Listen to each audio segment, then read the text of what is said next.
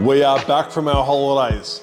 From those of you who watched will know that last race meeting was a no-show for us. We had a driver pull out at the very last minute and we were unable to attend the Australian Formula Open round at the Bend, which was heartbreaking for us. That's the first round we've ever missed as a team in 13, 14 years.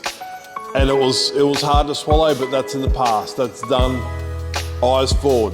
Next round for us is the local round, the Errol Gilmore Memorial Cup, and this is the reason we do it. We are Gilmore Racing, Errol's my father, and this is in his memory. We're taking both cars out and we're going to have a really good shot at the weekend.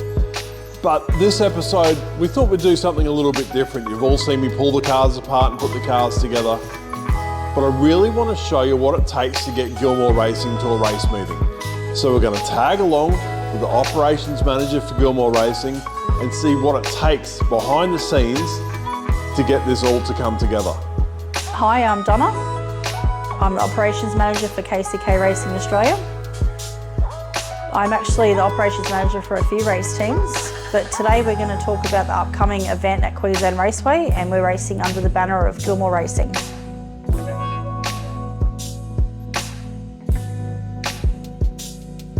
As operations manager, I do have many roles that most of you probably aren't aware of. It is basically getting the team and the drivers to and from the track and everything in between.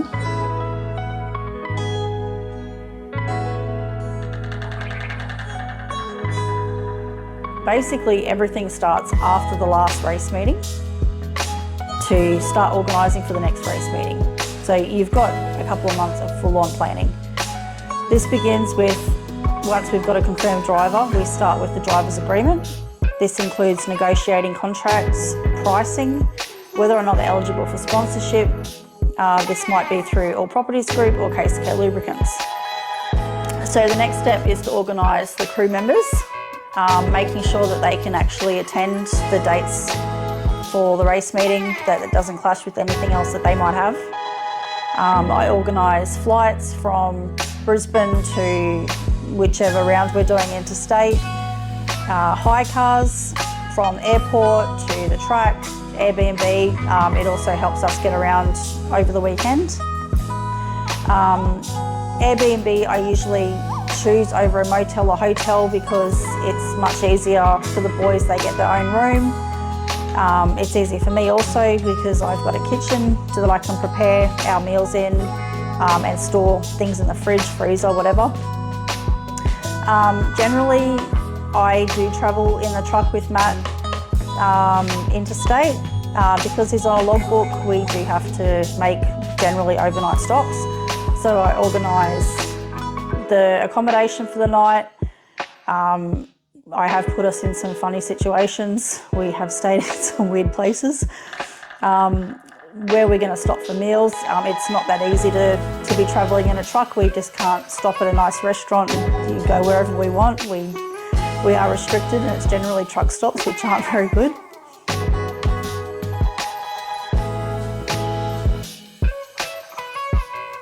So the next step is the admin and paperwork side of things, which is not so fun, but it's got to be done.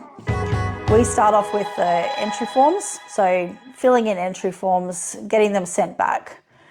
We have invoicing, so accounts receivable and payable. We invoice drivers. We've got invoices coming in for fuel, tyres, entry fees, accommodation, flights, Airbnb, groceries, the list goes on. You really need to keep on top of the emails. They start from a couple of weeks in from the race meeting, or out from the race meeting, sorry. We get subregs that change constantly. They can change up to the day before the event. We've got garage allocations. We've got venue access, when we can bump in, when we can bump out. Pit crew disclaimers, all these forms are going to be forwarded onto our pit crew. Any forms that need to be filled in and sent back to the category manager. It's full on. If I miss one of these emails, it's quite crucial because it could potentially ruin a good weekend. So I guess the thing that I leave to last is the meal planning. although it is probably a quite crucial part of the weekend because everyone's got to eat. Firstly, I've got to start off with people's dietary requirements. We've been pretty lucky. We don't have that many different cases that we need to cater for, but we have had gluten-free, lactose-free, people that just don't like stuff. So I need to take all that into consideration. Next step is just organising the meals, so doing a meal plan. I actually enjoy doing this. It's quite fun and I enjoy the challenge of finding different recipes so the boys aren't eating the same thing all the time.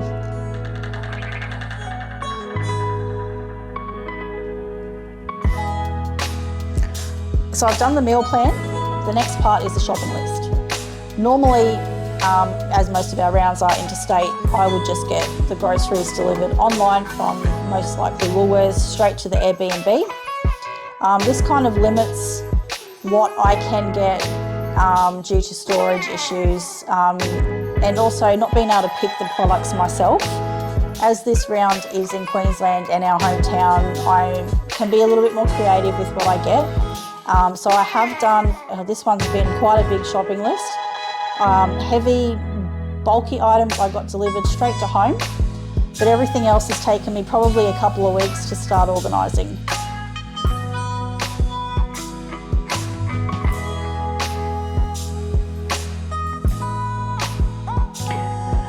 In 2022, we started the Errol Gilmore Memorial Trophy at Queensland Raceway. So last year it was won by Noah Sands, which was pretty special for the Gilmore racing team as it meant a lot to us to have our name put on the first little banner. I've been pretty lucky to have this in our trophy cabinet in the office for the last 12 months. Haven't actually had time to get it engraved, but did that last week, so it's all ready to go for this weekend at Queensland Raceway. Would be pretty cool to have our name on there again on the second one, but we'll see what happens. This trophy means a lot to me and to the entire crew. Errol was my father-in-law. I've been in the Gilmore racing team since 2011, so I've learnt a lot. My husband Matt is Errol's oldest son, who's the team manager, and Chris Gilmore's actually racing with us this weekend as well in his car, Errol's youngest son. So it's a bit of a family event and we're pretty excited. Last year I had, I think it was about 20 memorial shirts done up for all the family, crew, drivers. It was pretty cool. This year we've got 2 cars running. I have had new shirts done up for this year. We do have extra crew members at Queensland Raceway because we are running the 2 cars. So I've had to run around to get extra shirts done up for this round. As operations manager for Gilmore Racing, sometimes I have to wear many hats. Sometimes I don't want to wear those hats.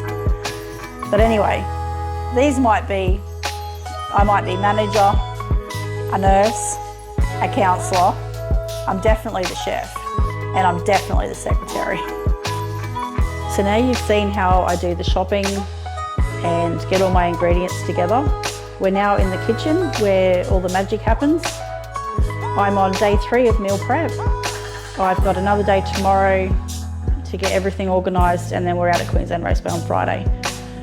I'm catering for approximately 15 to 20 people over the course of the weekend.